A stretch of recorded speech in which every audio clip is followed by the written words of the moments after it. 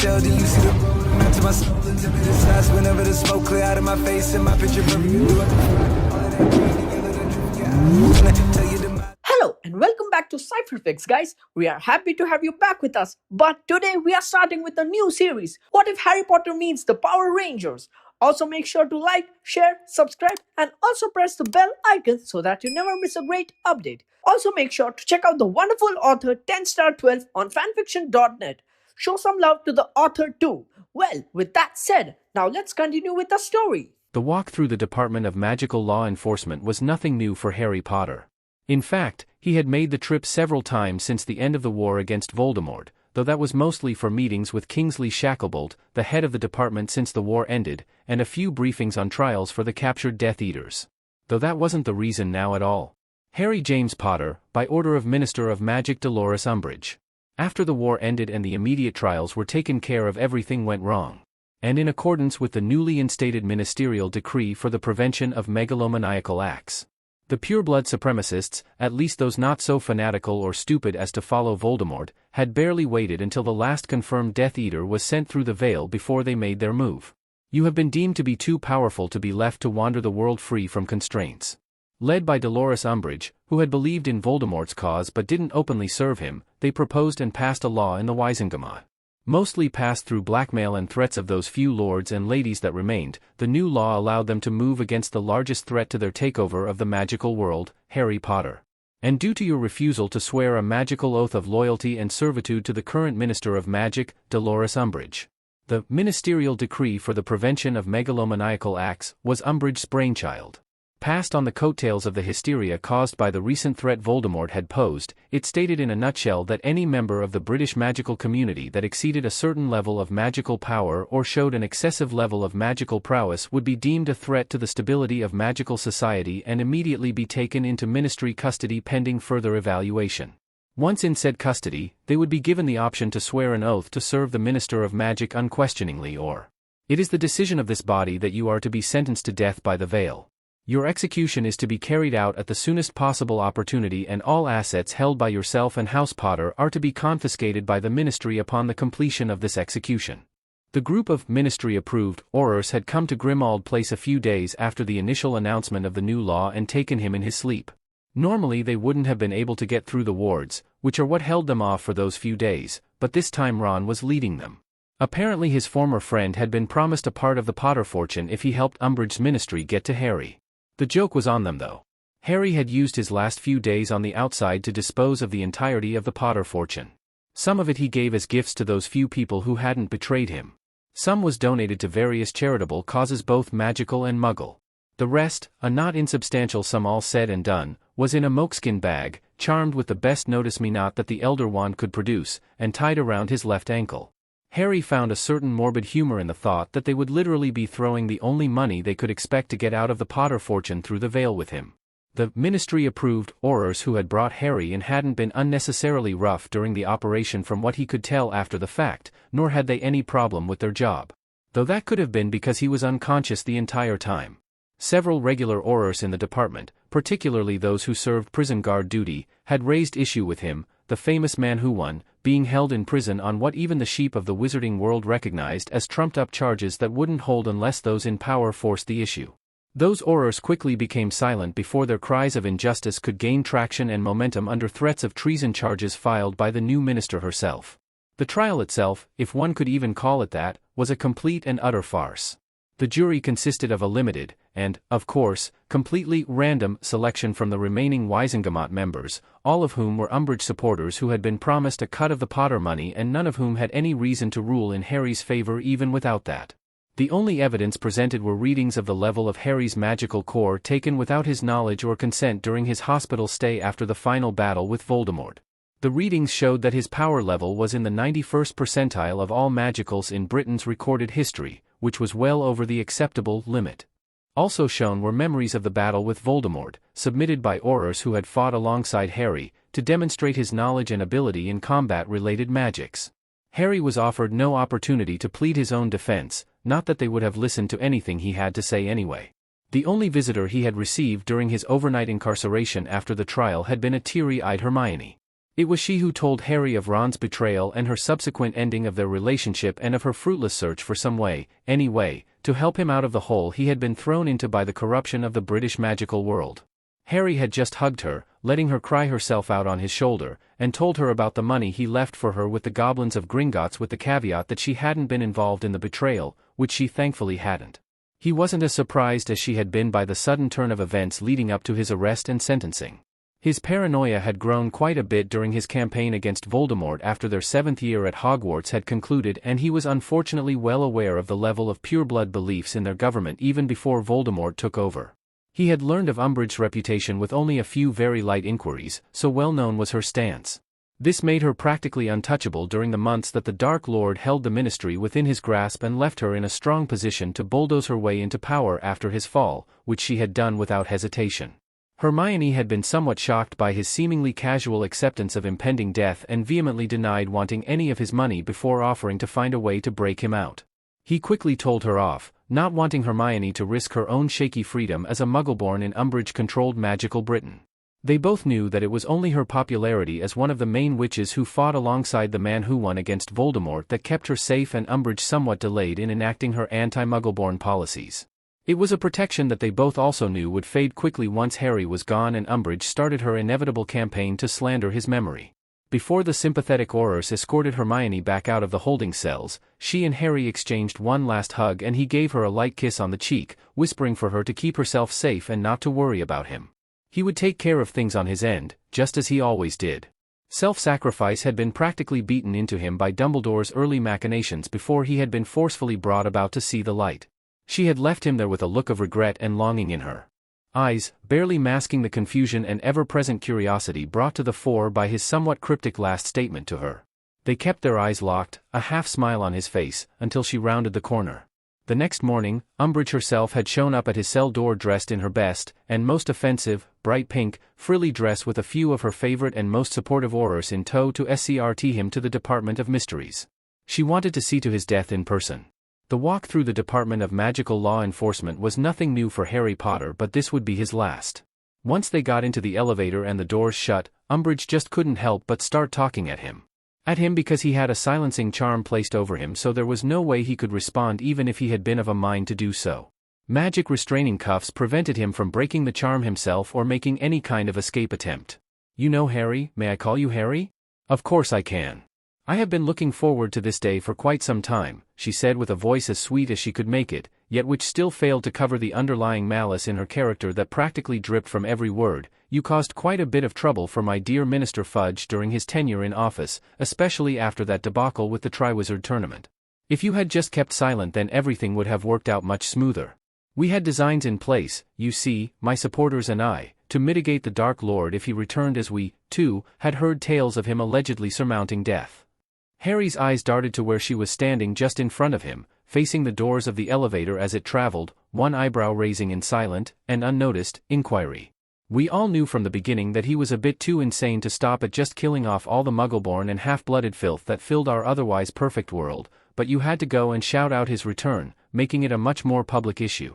And then my poor Minister Fudge tried to silence you with that smear campaign.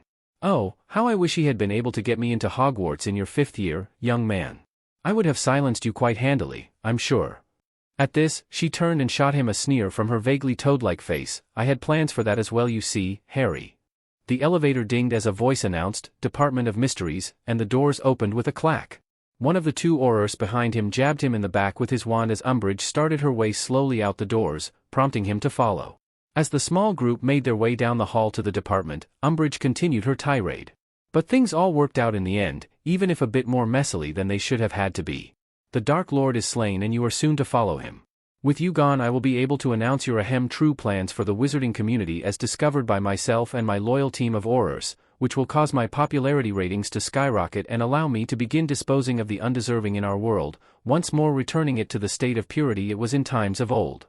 Harry let out a magically silent scoff. She was going to try and claim that he was about to attempt a hostile takeover of the wizarding world in the same fashion as Voldemort had. How incredibly surprising. The sad part was that Harry knew that the majority of the wizarding public, save the few people who knew him and that he trusted, would buy it immediately and without question. And also, I have wonderful plans for all the wonderful gold I'm going to get from the Potter fortune as my share of the spoils for arranging your capture and preventing you from your dark designs for our fair community. Oh yes. Kittens. Lots of kittens. And pink. Umbridge giggled, a truly horrifying sound if Harry had ever heard one, and more than enough confirmation that this woman was just as off her rocker as she had accused Voldemort of being. He could almost feel the two Aurors shifting somewhat uneasily behind him, knowing that they too felt unease despite their loyalty to the Toad Woman. Sobering herself quickly as they reached the entrance to the Department of Mysteries, Umbridge continued as she opened the door, "Oh yes, there are grand things coming for the British wizarding community, Harry. A pity you won't be around to see any of them." She led the small group into a round room through the doorway and called out, "Death Chamber," setting the walls around them to spinning rapidly before slowing to an eventual stop. One of the many doors set into the walls began letting off a soft glow, apparently indicating their requested room. When they entered the Death Chamber, Harry immediately took notice of the sound of vague whispers emanating from the arch standing on a raised platform at the lowest part of the room, wispy curtains fluttering despite the still air. The second thing he noticed was a covered shape sitting on the same platform that held the Veil of Death. "Oh good," Umbridge spoke up again, "I was hoping it would already be here when we arrived. No need to delay now. You see Harry, it is not enough for me to simply arrange your death to get you out of the way. For everything you have done that interfered with our plans, I decided that everything you are must be wiped out from this world. This is why I arranged for your family assets to be confiscated, well, that and the kittens." She giggled again briefly before she led them down to stand just before the veil, the Aurors moving him into position around 5 feet from the arch and turning him around to face the two Aurors and the smiling Umbridge, who was now holding the covered object, one hand underneath it, which was rocking slightly. "As I said, Harry," Umbridge spoke again, one hand coming up to grasp the cover at the top, "all that you are, all that was associated with you, must be removed. I intend to do whatever it takes to destroy your spirit before you die, just for my own personal enjoyment. And that includes dealing with your little friend here." The cover was swiftly removed to reveal his owl, Hedwig, looking somewhat battered and with several of her feathers sticking up at odd angles. She was standing in a cage that was intended for a creature the size of a mouse or hamster and throwing herself at one of the walls in a desperate attempt to escape. The moment the light hit her, she twisted her head around one way and then the other before resting her eyes on Harry, the familiar bond between the two lighting up once more as the blocking magic that the cover must have been infused with was removed. "Harry/wizard." The owl cried out in his mind, relief and fear tinging her mind voice in equal parts. Harry, for his part, was smiling softly at one of his oldest companions, his familiar. It was a bond that had formed exceptionally quickly, at least in part due to Harry's lonely upbringing leaving him with a nearly desperate need for companionship during the time she came into his life, and Harry treasured his beloved owl more than most anything else. Which made what they both knew had to be coming all the more painful. "Yes, Harry," Umbridge simpered, her face slowly twisting into a crooked smile, "you're familiar. This wretched beast took us quite a bit of time to track down in that house of yours, but young Mr. Weasley once again proved his usefulness in our endeavor. He shall be handsomely rewarded for his efforts." Harry's eyes narrowed once more, his gaze switching from Hedwig to Umbridge, threatening her with his look, trying to warn her off of what she was almost undoubtedly going to do. The toad merely let her smile grow in both size and apparent wickedness. "This beast is important to you, as any familiar should be to their witch or wizard, half-blood filth or not." She drew a wand that he immediately recognized as his own holly and phoenix feather. "But she represents an obstacle that must be removed and an important support block for yourself. Ending her with your own wand is only icing on the metaphorical cake." Harry's eyes flipped back to his beloved snowy owl, seeing the resignation and sadness in her own always too intelligent and expressive eyes, as Umbridge eased the tip of the holly wand through the bars of the cage. Before the witch could speak her incantation, however, Hedwig's eyes picked up a hint of mischief. Without warning, the owl shifted her stance, driving the talons on her right foot through the gaps in the bottom of the cage and into the fleshy palm of Umbridge's off hand. The woman let out a screech of pain and flung her hand out, throwing the cage and trying to dislodge the bird. Hedwig hung on doggedly for a short time before, on a particularly hard fling, her talons tore free in a spray of BLD and a few bits of flesh as the cage went flying. It went bouncing along the ground around 10 feet before sliding to a stop, leaving Hedwig rather dazed and even more ruffled than before while Umbridge cursed up a storm. "You there!" Umbridge snapped at one of the Aurors, "Bring that cage back over here, and you," she glared at the other, "tend to my injury." The two Aurors immediately moved to do as told, the first snagging Hedwig's cage with a levitation charm and floating it back to the group and the other stepping up to silently cast a quick series of charms on Umbridge's hand. The woman spent those moments shifting her furious glare between Harry and an unmistakably smug-looking Hedwig. Once she had been assured that her hand was once more whole, Umbridge snatched up Harry's wand from where she had dropped it after Hedwig's assault. "I hope you don't mind if I don't waste any more time, Harry. This creature has pushed me a bit too far at this point." As Umbridge once more aimed Harry's wand at his familiar, the owl met his eyes, sending a pulse of affection and gratitude along their bond and bringing tears to his eyes. "Worry not, Harry/Wizard," Hedwig spoke to him one last time, "I will be with you always.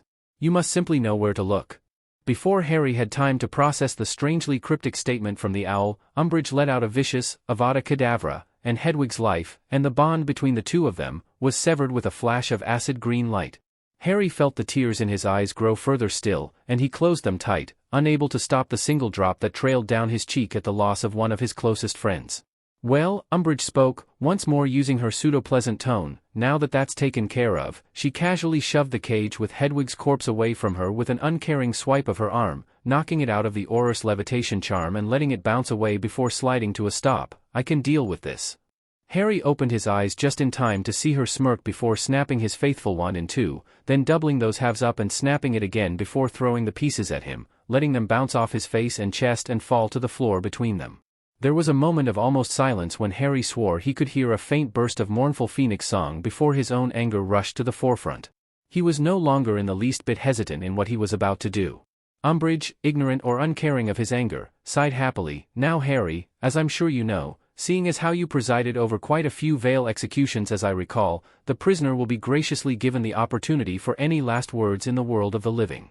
She nodded to one of the Aurors who cancelled the silencing charm with a flourish of his wand. "So, dear Harry Potter, savior of the wizarding world and man who won, do you have any last words?" Harry glared at Umbridge for a moment before letting his own smirk stretch across his face. "Only this," he croaked before clearing his throat. "I, Lord Harry James Potter, hereby declare that any and all individuals that intentionally helped you with the creation of your ridiculous ministerial decree for the prevention of megalomaniacal acts or helped to arrange this farcical trial and execution is in violation of debts owed to my person. I name you all oath-breakers, deceivers, unfaithful and unworthy of protection and the gift of magic. On the moment of my upcoming death by execution, may each and every one of you feel the wrath of your own magic taken out on yourself. And you, Dolores Umbridge, let you feel this pain tenfold for your own crimes, both committed thus far and planned for the future. So I declare, so mote it be." Umbridge's face took on a look of shock before her smile once more spread across her face. "And what exactly did you think that would accomplish, Harry? Nobody here owes you any debts. Your little bluff, while an admirable attempt, is ultimately for nothing." "Oh no?" Harry smirked back. "I can state with a high level of confidence that each and every magical in Great Britain, and quite possibly the entire world, owes me a life debt for defeating Voldemort when I did. Not only was I the only one who could kill him, I stopped him from bringing about the death of all of us." "And how exactly did you do that?" Umbridge scoffed. Harry chuckled slightly. "Voldemort was about to take an action that would immediately and irreversibly reveal the existence of the magical world to the Muggles, and they would have reacted rather poorly, if history is anything to go by. They would have hunted down and killed every last magical on this planet without fail or hesitation. That is why I went to finish things when I did, despite the fact that I really wasn't fully prepared for it. I had no choice. If I hadn't taken care of things then, everyone would have died." Umbridge stared at him incredulously before flinging her head back and laughing like she had just heard the funniest thing in her life. "A life debt? For saving us all from the Muggles? You have quite the imagination on you, Harry. Muggles are absolutely no threat to even the weakest of pureblood magicals. There is no life debt. There cannot possibly be one." Harry moved then, stepping up to stand right in front of her and a bit more than a head taller, making the two Aurors brandish their wands. "Then send me through the veil, Minister. Complete your execution and find out just how right I am." The woman looked slightly taken aback for a moment before growling and drawing her own wand. "Your last gamble won't pay off, boy," she grumbled as she pressed the tip of her wand into Harry's chest, pushing him back slowly till he was at arm's length from her, though that was admittedly not too far. "You have been sentenced to death under the ministerial decree for the prevention of megalomaniacal acts, and so by the power vested in me by myself as the Minister of Magic, I hereby carry out your sentence. Die Potter." Following her final declaration, the woman sent out a surprisingly strong burst of pure, emotion-fueled magic that sent the still smirking Harry flying backward and through the veil. As he passed through the barrier, he kept going straight back, the archway looking like an open doorway to the land of the living that was shrinking as he traveled away from it.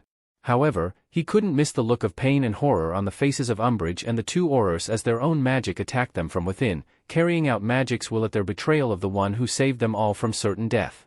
It didn't take long for Harry to grow tired of the continuous flying he had been doing since he had passed through the veil. He was unable to change his relative trajectory or speed as far as he could tell, no matter how he twisted or turned.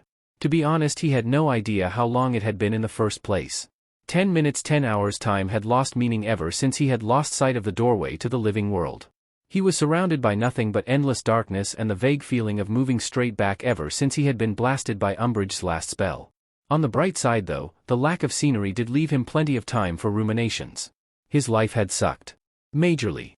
Alright, to be fair, it had only taken him a few moments to come to that conclusion, but the point still stood. Between his early life with the Dursleys, his tumultuous time at Hogwarts that ultimately led to the discovery of his destiny, the eventual completion of said destiny, and let's not forget the cluster F that he had just finished dealing with, he really hadn't had any true time to live. That is exactly what the prophecy warned of: my MSTR neither can live while the other survives. Harry jerked slightly, twisting his head around to try and find the source of the strange, echoing yet still whisper-like voice that had spoken. That had called him MSTR. "Who know, where are you?" He spoke, hesitating only briefly. "I am here with you, my MSTR," the voice trailed off at the end, leaving only its eerie echo behind. All right, Harry gave a sigh, his recent imprisonment and the now seemingly endless darkness around him leaving him with only so much patience. "At the risk of sounding ignorant, why can't I see you then?" The voice seemed to chuckle a bit, truly a disturbing sound, before it spoke once more. "My apologies, MSTR, I shall reveal myself at once." Harry saw only a flash of black light that somehow still stood out amongst the blackness around him before he noticed that there was now the vaguest outline of a figure before him. The more he focused, the clearer it became, if only because the full-length cloak it was wearing was somehow even more black than their surroundings, an absence of light, even amongst an absence of light. "Okay, now back to my earlier aborted question, who are you?" The figure seemed to let out a sniff, as if they felt the question unnecessary. "Can you not guess, MSTR? Is this form I have taken not stereotypical enough for you? Do I need a scythe and visible skull as well?" Harry's eyes narrowed as he studied the figure more closely. Its full-length cloak wrapped tightly around a nearly too thin-looking waist, flaring out where its peach would be and fluttering in the almost wind created by Harry's flight as it matched him, though never revealing any part of the figure it covered. The top half remained rather skin-tight up over the still thin shoulders and arms which hung limply down by the figure's sides. A drawn hood shadowed any further features in darkness, not giving even the slightest hint as to its wearer's identity. "Okay," Harry thought to himself, "so I've got a very tall and skinny person in an all-consuming black cloak and hood who seems to think I'm their MSTRA scythe and a skull to make it more stereotypical." Death, Harry's revelation escaped unintentionally from his lips in a half-choked whisper as he looked to the figure with renewed wonder tinted with fear. "Indeed, MSTR. I am the entity known to mortals as Death. I am the one who ferries the souls of those once amongst the living who are no longer so to their proper destination. I am the judge of the wicked and the shepherd to those who have earned their last rest." Harry let out a sigh, a small smile forming at the corners of his mouth. "Is that why you're here then? To take me to my final rest? Well, anything would be better than this endless void, so have at me." The figure's hood shook back and forth, almost sadly. Harry thought, "I am afraid I cannot do that, MSTR, for you are not yet dead and are therefore out of my purview." Harry's eyes widened. "What the hell do you mean I'm not dead? I got blasted through the veil of death. And would you please stop calling me MSTR? I cannot stop calling you my MSTR, for that is exactly what you are, MSTR. And your survival at this moment is intrinsically linked to that very status as my MSTR. MSTR. Harry now knew that, among other things, Death was a complete smart butt. Taking a deep breath, Harry shook his head slowly. "I'm afraid you have it wrong, big guy. I don't have the 3 Hallows on me. They were all taken by the Ministry when they abducted me in my sleep. If nothing else, I know the Elder Wand has been passed to another wielder before due to circumstances similar to my own. I can't possibly be the MSTR of Death." Death scoffed again. "Do you honestly think that I can be wrong about who is the true MSTR of my 3 Hallows? One of Death's arms waved forward and Harry felt the whisper of the being's magic sweep over him, leaving him with an unexplainable chill. "The loyalty of the Elder Wand was won from Dumbledore the first time you disarmed him near the end of your training, and the wand itself was claimed from the Dark Lord stylizing himself as Voldemort in your final duel." As the chill faded, Harry felt the comforting weight of his wand holster around his right thigh and glanced down to see the length of the Elder Wand. The resurrection stone was collected by yourself and Dumbledore, and the curse was removed from it when you cleansed it of the soul fragment housed within. A tingle came from his right hand, and Harry looked to see the gaunt ring upon which the resurrection stone was mounted. And the cloak of invisibility has always been in your family, passed down through the generations until it finally came to you. The familiar weight of his father's invisibility cloak settled on his shoulders, fluttering around him much like the cloak around death. Harry gathered himself for a moment before speaking. But that doesn't explain why I am still the MSTR of the Elder Wand when I was defeated by one of Umbridge's aurors when they took me in. Death seemed to let off an aura of satisfaction. There are two ways to look at this, the way things happened, and the way you are trying to see things. I assure you that they both lead to the same result. You were disarmed by an auror during your capture, but as you are the first to reunite my Hallows and become the true MSTR of Death since their creation, the wand is now eternally loyal to you, and only you will be able to draw out its full power.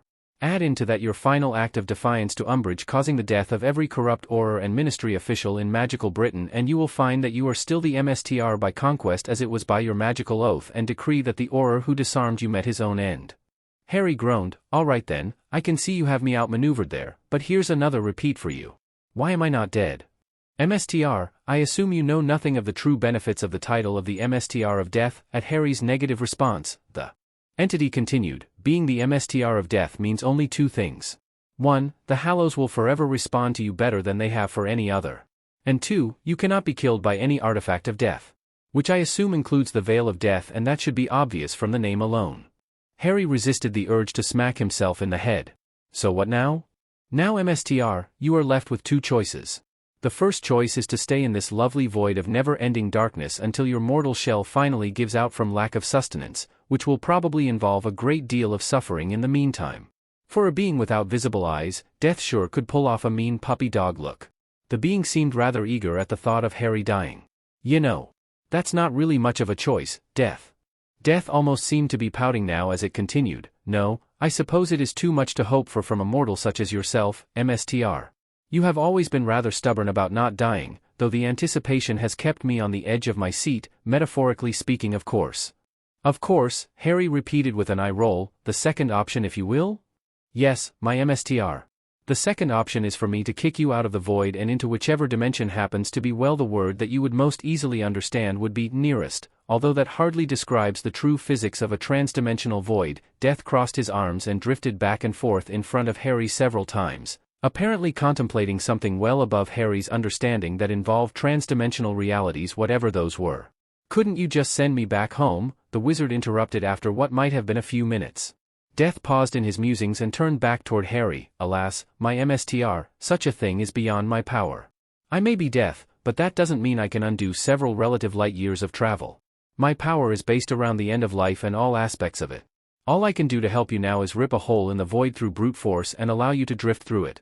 Any attempts to do anything else would require a subtlety that my powers are ill-equipped to handle, and it could well end in a very gruesome and painful end for yourself. And since you have expressed a disinterest in shedding your mortal coil. Yeah, I get the picture, Harry mumbled, resisting the urge to pout at the response. Well, if that's my only choice, other than slowly starving to death in the void, I guess we'll have to go with that and hope for the best, yeah? Indeed it is so, MSTR, indeed it is so. Please be warned, MSTR, I cannot influence where you will end up, and it is entirely possible that you will find yourself in less than ideal circumstances when you arrive in the dimension that will become your new home. I would suggest being on your guard as much as possible if you wish to avoid regaining my company too soon. I'll keep that in mind, Death, Harry deadpanned, almost feeling the slight air of dejection coming from the entity before him. See that you do. And remember, while you will retain your magic and the Hallows in this new dimension, there is no guarantee that the people you will meet will be at all accepting of them. Just a friendly caution to behave as if your statute of secrecy is still in effect over you. Yeah, witch hunts would be bad, Harry mused. Death nodded. Indeed. Well, farewell, MSTR. Till we meet again. Without another word and completely catching Harry off guard, the cloaked form before him disappeared without a trace, merely vanishing in a blink, before he felt a massive upsurge of magic, tinged with despair, directly behind him. Twisting his head around, Harry caught sight of a literal tear in the space behind him that let out a bright white glow just moments before he passed through it, and found himself landing roughly on a dry and dusty patch of earth, flat on his back, knocking the air out of his lungs and making his vision go blurry. Struggling to a sitting position, Harry focused on his breathing as best he could, trying to regain his equilibrium before running a quick check on his person. Okay, let's see, he mused once his breathing evened out. Glasses? Check, thanks to a sticking charm. Good ring with the stone? Still their cloak? Yeah, wand? Still here, all my limbs intact? Surprisingly enough, DMN, I think this is the least injured I've been after one of my crazy adventures. A flash of yellow light indicated that Harry had spoken too soon as it faded away to reveal what looked like some kind of humanoid, blue-skinned baboon-like creature wearing head-to-toe golden armor and wielding a long sword. Harry quickly struggled to his feet, standing somewhat unsteadily as he drew the Elder Wand and brandished it before him in a basic dueling stance. The creature, however, seemed to ignore him. MSTRS, it thundered, looking up to the sky, I have found the energy source. It is a mere human boy. There was a crack of thunder before another figure appeared in a flash of light next to the monkey thing. This figure was a human-looking woman wearing a long brown dress with wide, draping sleeves and a black frill around her neck. She had 2 large bundles of hair wrapped in cloth that stuck up from her head to resemble horns of some kind, and in her hand she held a staff with a ring on top resembling a crescent with a large red gem set where it connected to the staff. Ah, the woman spoke with an incredibly rough voice, like a 20-a-day smoker. Yes, this human does indeed possess the power. I sensed him. She brandished her staff forward and a blast of red lightning shot toward Harry. Acting out of instinct born from long hours of training and fighting in a magical war, Harry threw up a Protego shield just in time, barely holding it against the strange sorceress's attack. What the hell? Harry shouted, I've only been here for 2 minutes and I'm already being attacked. Yes, the woman spoke, seemingly ignoring him. I can see it now. The power I sensed comes from the wand he holds. Golder. Retrieve it for me. The monkey thing, apparently named Golder, brought his left arm, the one not holding his sword, across his chest and nodded, yes my queen. At once. Before Harry could react further, Golder had jumped toward him in a blur, his sword smashing into the shield dome around Harry and shattering it like glass, sending Harry once more to the ground in a cloud of dust from the backlash of his shield collapsing. Not giving him any time, Golder moved forward and stepped on his right wrist, pinning it to the ground and allowing him to remove the Elder Wand from Harry's numb hand without a fight before returning to the side of the sorceress. Your prize, my queen, he said before the two suddenly flinched, the Rangers. They are on their way. Yes, the woman said with a smirk as she examined the wand in her hands, reveling in the power coursing through it. Let us be off then, Golder. I have what I came for. But what of the Maggling Majesty? Golder asked, his fiery gaze shooting to Harry as he struggled to rise from the dust, cradling his right wrist where Golder had stomped it. Leave him, she responded with a sinister smile. He is of no consequence without his focus, and I have a lot of work to do with this lovely wand. Golder backed away from the woman, bowing. As you wish, my queen. Harry could only watch as the two vanished, taking the Elder Wand with them in another flash of light just as his body finally gave out on him. His last sight before unconsciousness took him was of 5 different colored beams of energy touching down near him and dissipating to reveal 5 figures dressed in full body suits of the same colors as their respective beams. When Harry finally came to once again, he found himself lying on his back on a strangely comfortable single wide bed, or fancy cot, in a room with a black ceiling and various random beeps sounding off around him. With a groan, he sat up and glanced around, taking note of the various columns that shone with randomly changing colors and the computer consoles that were spaced in a circle around him in the center of the room. Hesitantly, he walked over toward one of the consoles, this one in particular with a large empty tube-like thing behind it, in an attempt to try and find some kind of clue as to where he was and what had happened to him. No. Don't touch that. Harry immediately spun around and found himself looking at what appeared to be a mostly red and gold-colored robot with several lights and dials on his torso and what looked like a flying saucer for a head. Harry's response was quite reasonable if one took into account his background of limited exposure in the Muggle world and 7+ years rather isolated from the world in a magical castle and then by a magical war. Metal Man. Said Metal Man was coming up behind Harry, apparently having been at the other end of the room, which Harry now noticed was occupied by a rather large glowing white orb. As it approached him, the robot continued to berate Harry in its somewhat annoying voice. Do not touch those controls. I only just got them recalibrated and The robot had managed to trip over the cot still sitting in the middle of the room, ending with it sprawled out on the floor right at Harry's feet and Harry with no idea what to do next. That decision was quickly taken out of his hands, however, as 5 vaguely familiar beams of energy, black, pink, blue, yellow, and red, came seemingly from nowhere and settled down on the other side of the circle of consoles before fading out, revealing 5 individuals standing there that had not been there before. Each of these individuals was wearing what looked like a spandex suit that was primarily one color, the same color as the energies they had appeared in, but with a diamond pattern in white across the chest and on the gloves and boots.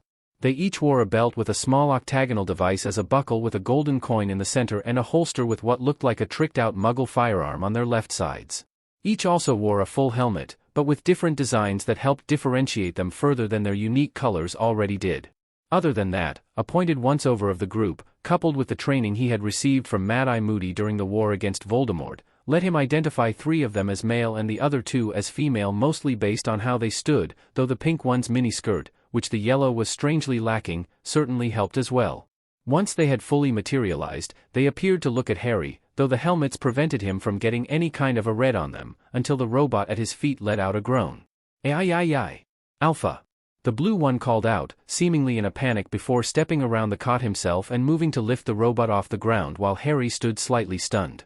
All right, pal, the red guy called out in a somewhat deeper voice, pointing one finger at him as he took a slightly more aggressive stance. What did you do to Alpha? Harry just stood there, staring blankly and wondering just what kind of place death had sent him to. Apparently his lack of response wasn't enough for the aggressive guy in red as he moved to step around the bed as well, probably to get closer to Harry if needed. I asked you a question, buddy. What did you do to him? Harry, still unable to bring himself to respond, was saved from having to even try to do so by the black one placing one hand on the angry one's shoulder. Hey Coolidge, I mean a red. He's probably just in shock from meeting the Power Rangers. His voice sounded rather laid back, his tone of voice suggesting a general lack of seriousness that was supported by a slight relaxation in his stance that the others lacked. This snapped Harry out of his stupor. Now hang on one bloody second. He near shouted, stepping to one side to get out of the way of the blue guy who was still helping up the robot, apparently named Alpha. First off, mate, I didn't do a thing to the robot guy, assuming that's who you're talking about. I just got up and he came running in and tripped on his own. And second, where the bloody hell am I, and who the bloody hell are you 5? This caused the girl in yellow to step forward a bit, drawing Harry's attention to her. You don't know who we are?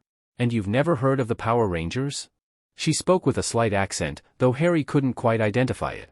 Harry lifted one eyebrow. No, I can't say I do and I can't say I have. You could say I'm not exactly from around here.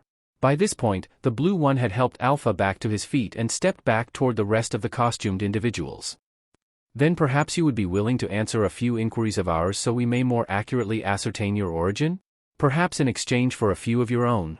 Harry blinked. At first because the guy sounded like an intellectual, and that was before he started using big words, and then because he was hit with a sudden thought that he would have probably gotten along with Hermione really well. And then he realized that he would probably never be seeing Hermione again. Hell, she probably thought he was dead as a doornail by now, and if not for a truly screwed-up twist of fate, he probably would have been. Apparently misinterpreting his look for just general confusion, the yellow one spoke up again. He asked if we could ask you a few questions if we answer a few of yours. Harry blinked again. Sure, the last bit might have come out sounding like a question of his own, but Harry was still off balance and so couldn't bring himself to care. Okay then, let's start with something simple, introductions. The girl in pink spoke up for the first time, talking with a strange lilt to her speech that Harry also couldn't recognize. Shaking himself, the wizard nodded. Right, of course. My name is Harry James Potter. The guy in the black suit nodded before stepping up, seemingly trying to cut off the red one before he could speak again. This was probably for the best since Harry could almost feel the aggression coming from him. Cool man, it's nice to meet you. Now, for reasons we cannot exactly explain at the moment, we can't really tell you our names. If you want to, you can call us by our colors. Just to smooth things out a bit, you know. Harry nodded with a slight smile. It's fine, really. I can honestly say I'm no stranger to secret groups with secret identities, a long story, that. Though to be honest, you guys look kinda like the types you would see on some of those Saturday morning cartoons my cousin used to watch. Harry chuckled at the end, though he was the only one who did, while the multicolored individuals before him just shifted slightly. Even Red seeming a bit self-conscious about their suits after his comment. Due to this, his laughter died off rather quickly and awkwardly, bringing about an uncomfortable silence among the 6 individuals, 7 if you counted the robot, standing within the circle of computers. The awkward silence was broken again, just not by anyone speaking. From behind himself, Harry heard a crackle of electricity and felt a huge rush of magical energy wash over them. He quickly turned as the other 5 looked up slightly, Red giving out a call of, Zordon, as they did. Harry's eyes widened at the sight of a slightly blurry, green, and very much oversized bald head suspended in the formerly empty tube. The man, for the head was easily identified as such, gave a small smile at Harry's shock before directing his attention to the room as a whole. "Greetings, Rangers. It is good to see you all again. And to our guest, I am happy to see that you have recovered from your encounter with Golder and Rita." Harry stood frozen, partially shocked by the sight of the huge head before him but more paralyzed by the enormous amount of magical power practically flowing off of it. After a moment, Harry overcame his paralysis and reacted true to form. Floating head. Acting on instinct, Harry spun on his heel and tried to apparate to, well, anywhere really. In the heat of the moment he felt the risk of splinching himself would be more than acceptable if it got him away from this crazy place with its robots, strange cartoony people, and floating heads with more magic in them than half of Hogwarts. With a soft pop brought about by Moody-inspired practice, Harry vanished, only to immediately reappear as he slammed up against the wall 15 feet to his right with a loud crack as he was forcefully pulled out of his apparition jump. "Ah, bloody hell," Harry mumbled as he climbed back to his feet, turning slowly to face the shocked people who had just watched him vanish into thin air. "I apologize for frightening you," the head, Zordon he recalled, said with a placating look on his face. "I assure you that no one here means you any harm." Harry's temper once again flared up. "No one means me any harm? Mate, I've been meant nothing but harm ever since I showed up in this dimension." Between Red over there jumping to conclusions, the others being generally disbelieving, the robot freaking out as soon as it saw me, and let's not forget the golden-plated monkey and that pointy-haired bint stealing my dash. Harry cut himself off before he said more than he should. There was no telling the consequences for revealing anything about magic to these people. Even though the floating head was overflowing with power himself, none of the others had even the slightest spark of magic within them and the robot was a robot. The last thing he wanted was this place's version of the DMLE swooping down on him and throwing him in jail. He had just gotten out, thanks. It seemed that the Rangers had caught on to a few of his slips. "Showed up in this dimension?" Blue asked, one hand coming up to slide his chin thoughtfully. "That would imply that you aren't from this one originally. And you said Rita and Golder stole something from you?" Pink said, sounding rather concerned. Harry's eyes swept across the room from his spot against the wall, wondering if he could pull off a wandless obliviate strong enough to get all of them without frying his own brain in the process. "Please, young mage," Zordon spoke again, instantly drawing Harry's attention at what he called him. "Calm yourself and we shall explain who we are. We are no threat to you so long as you do not follow the forces of evil. I sense that you are a kind soul who has been forced through too much hardship so your reactions are understandable, but we truly mean no harm." Harry sighed, forcing himself to relax, mostly because he knew he had no other choice at the moment. All right. Hang on a second, Zordon, Black interjected. "You said that this guy is a mage, right? As in magic? As in the same stuff Rita uses? And do you really believe he is from another dimension?" Red continued. "He is standing right here, thank you," Harry grumbled as he pushed away from the wall and stepped a bit closer to the center of the room. Red merely shot a look in his direction, whether it was an apologetic glance or a glare was disguised by his helmet. "That question will take a bit of explaining, Rangers, and a few questions for our guest as well, if he is willing." "Sure," Harry shrugged, resting his arms on top of one of the consoles, careful to keep away from the buttons on the opposite side lest he set the robot off again. "I already told those guys that I didn't mind answering questions, so why not?" "Very well," Zordon appeared to nod, although how he could do that with no neck confused Harry greatly. "I am called Zordon. A transdimensional being trapped in a time warp for the last 10,000 years by Rita Repulsa, the woman you encountered upon your arrival in our dimension. The cylinder that I appear before you in is a communications array designed by my assistant, Alpha 5, the robot you met when you awoke.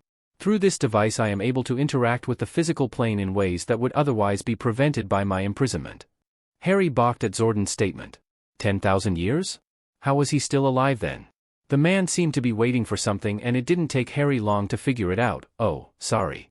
I'm Harry James Potter, and yes," he turned to nod toward the Black Ranger, "I can use magic, though I prefer the term wizard to mage." In addition to this, Rangers, Zordon said before any of the Rangers could respond, Harry's power comes from within himself. Unlike Rita, who channels the energy of the morphing grid for a great many of her spells. His magic is different from anything I have ever heard of in my existence. This by itself could lend credence to him being from another dimension even if I hadn't detected the energy coming from the dimensional rift he fell through before I contacted you earlier. "Well," Red said, apparently unable to continue. Another silence fell over the group, only the beeping and humming of the various computers and machines around them filling the void. Finally, two voices broke the silence at the same time as Yellow and Pink made their thoughts known. What kind of magic can you do then? What are you wearing? Harry looked down and saw he was still in the admittedly rough-looking black and white striped prisoner's robes he had been wearing at the ministry. He thought for a moment before shrugging. All kinds of magic, really. And these are prison robes. Before I came here, I was a prisoner of my government. The Rangers all tensed up. You're a criminal? Red asked, the edge back in his voice. Harry sighed. Politically perhaps. Though really I was just hated by the corrupt individuals that seized control after I overthrew the terrorist that had taken over my entire community and was leading a campaign to wipe out any and all magicals that didn't follow his ideals. I was thrown through an artifact known as the Veil of Death, and due to my unknown mastery of 3 other artifacts that are also associated with death, I wasn't killed. Instead, I met the personification of death and it opened the dimensional rift that Zordon noticed to send me here. The Rangers, Alpha, and Zordon were silent for several moments as Harry shuffled in place a bit, slightly uncomfortable with the situation. Then, Black broke the silence again. That sucks, man. With a small chuckle, Harry nodded. Yes it does. But seriously though, Pink spoke up, those robe things are nasty. They are for prisoners, Pink, Harry said with a smile, once more stepping out from behind the bank of computers. The ministry didn't really care what happened to those in their custody. But you're right, I do need a bit of a change, don't I? Harry gave his right hand a short wave and focused on his magic and what he needed it to do. It was harder without his wand, but not quite impossible. He had Dumbledore and Moony to thank for that. The Rangers and Alpha jerked slightly in shock while Zordon watched on in interest as Harry's clothes shifted to a much nicer outfit consisting of black pants, a white button-up shirt, and a pair of trainers. At the same time, his outer robe changed to a solid black set of everyday robes that were, most importantly, much cleaner. What about that silvery bit? Black asked, pointing vaguely in Harry's direction. Why didn't you change that too? It was only then that Harry remembered that he was still wearing the cloak of invisibility over the top of his robes. It was probably a good thing that he hadn't drawn it around him more completely yet, as the Rangers, mostly red, might have reacted poorly to him randomly disappearing. Now however, he had an opportunity for a tiny prank. Oh, this? Harry said with a small smirk as he reached back and grasped the silver cloak. This is one of those artifacts of death I was talking about. This is the cloak of invisibility. Having said that, Harry whipped the cloak out and around his shoulders, causing the Rangers to gasp as he appeared to become just a floating head much like Zordon, though less green, as the fabric settled around him. Prodigious, Blue gasped as he stepped forward, one arm outstretched as he felt for the cloak, inadvertently poking Harry in the chest as he did. I can feel the fabric and Harry himself, but somehow he has been rendered completely transparent. This is absolutely fantastic. How does it work? Harry chuckled uneasily. Magic, mate. Magic. He stepped back from Blue's questing hands, clearing his throat slightly and shifting the cloak around to his back again. The other artifact I have on me is the Resurrection Stone, which allows the wielder to bring the spirits of the dead back to the world of the living. It's not too helpful for more than a chat most times, and legend says that it is a kind of torture all its own to be able to speak with but not interact with those you knew and loved in life. And the third artifact you mentioned? Zordon asked, causing Harry to turn to face him fully as Blue stepped back to stand with the other Rangers again. What might that one be? Uneasily, Harry met Zordon's eyes. Could he trust this immensely powerful magical being? Could he tell them the nature of the Elder Wand?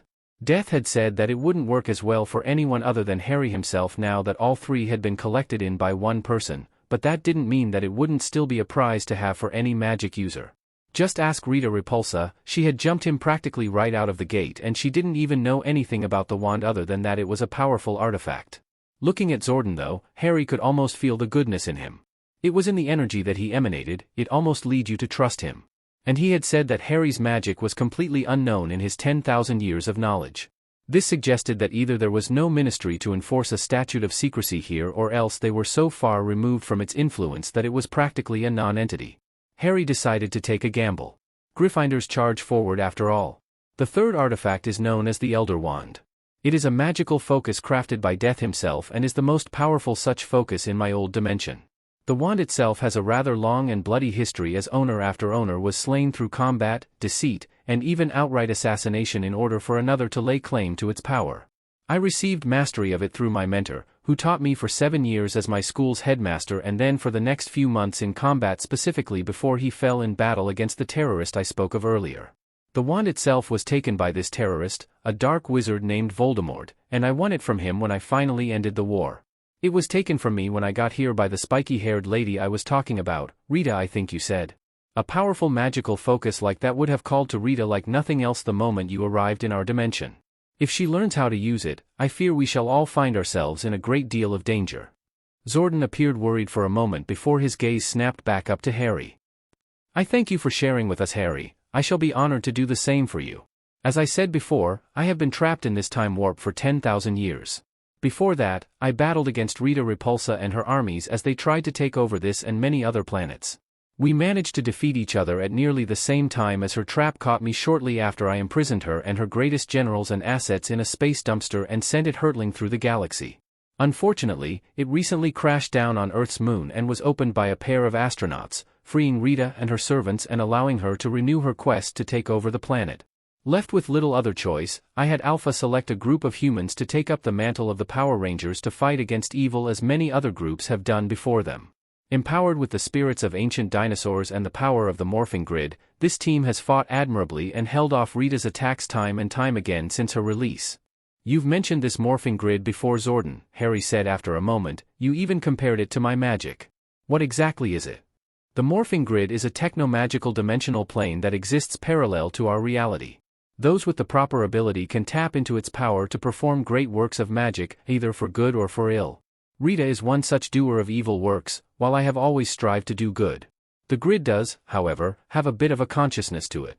This has long been studied since the discovery of the grid, but never truly understood.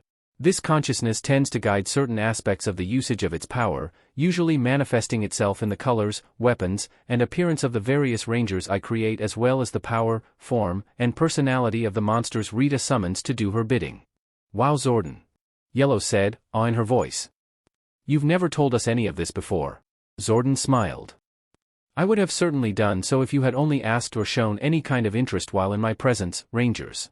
I have spent a great deal of time during my imprisonment in the time warp studying the morphing grid so that I may better aid any and all future Ranger teams in the use of its power. I may have to set aside some time for that particular lesson, Zordon. Blue said, sounding even more excited now than he had been about Harry's cloak.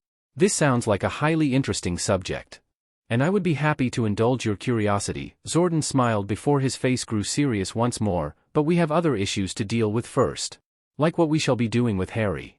Harry was slightly taken aback at how quickly the topic had been switched back to him, but he rallied quickly. Well, he said, ideally I will have to get the Elder Wand back from Rita at some point. Hopefully before she figures a way to use it. You said that our magics were of 2 different types, but that doesn't mean that she won't be able to use the wand as a general focus to boost her power somehow. Yes, Zordon nodded again. I fear that that is exactly what she will do, Harry. We can only hope that the Rangers will be able to defeat the next challenge that is laid before them, for Rita will surely find a way to use her new prize before making her next move. Brilliant, Harry mumbled before speaking up. So what do we do now? For now, Harry, I ask that you stay here in the command center until Alpha and I can find a way to help you integrate with society. Rangers, you may return to your lives, but remain cautious. I expect we will not be waiting too long before Rita acts. Don't worry, Zordon, we'll be ready for her. Red said, making a fist as if to illustrate his determination. The other Rangers nodded in agreement quickly before they all moved to stand shoulder to shoulder, placing both hands on the devices on their belt buckles. It was nice to meet you, Harry, Yellow called out just before all 5 of them were enveloped by a bright light of their own color which then shot up and seemingly through the ceiling. Well, Harry said with a sigh, that was fun. Indeed, Zordon said with a chuckle. I feel that in time they will all open up to you more. You will not be left without support here, Harry. I appreciate that, Harry responded with a smile, truly beginning to like this guy, even if he did resemble a creepy floating head in a jar. But, if you don't mind my asking, how exactly are you going to get me set up around here? Zordon smiled at Harry and then turned to the robot. Alpha 5, Harry corrected himself mentally. Oh no, Zordon, the robot whined. You know I don't like hacking into government computers. It feels so dishonest, and don't even get me started on the banks. I always feel so unclean afterwards that I have to defragment my entire hard drive just to get any work done. It is a necessary evil, Alpha. Zordon spoke in a firm tone, but a hint of humor danced in his eyes. We must do what we can to help those in need if it is within our power. Alpha let out a noise that sounded suspiciously like a sigh. Yes, Zordon. I'll get right on it. Harry, feeling somewhat sorry for the little guy, decided to speak up. I appreciate what you're doing for me, Alpha, and I'm sorry about the scare when I first woke up. You may not have to worry about money though. Harry reached down for the moleskin bag on his ankle and pulled out a galleon. These things are made of solid gold and I have more than enough of them to last me a while. All you really need to do is help me find somewhere I can sell gold and I should be set for quite some time, and through a fully legitimate method. Alpha turned as quickly as his wobbly gait would allow. Solid gold? He held out one hand. May I? Harry nodded and placed the galleon in Alpha's hand, which immediately closed around it. The robot then held it up in front of the visor on his saucer-like head and began turning it this way and that, examining it from all sides. Zordon, my sensors do indeed indicate that this object is made of exactly 31.103 grams of solid gold, which would sell for calculating accessing human information networks calculating approximately $378.84 at current market value. Although there is some kind of strange energy within and around it. I sense it too, Alpha. Zordon responded, his eyes narrowing in concentration. It feels similar to Harry's particular brand of magic, but perhaps slightly off. Harry, feeling slightly forgotten, decided to speak up. Yeah, that's probably goblin magic.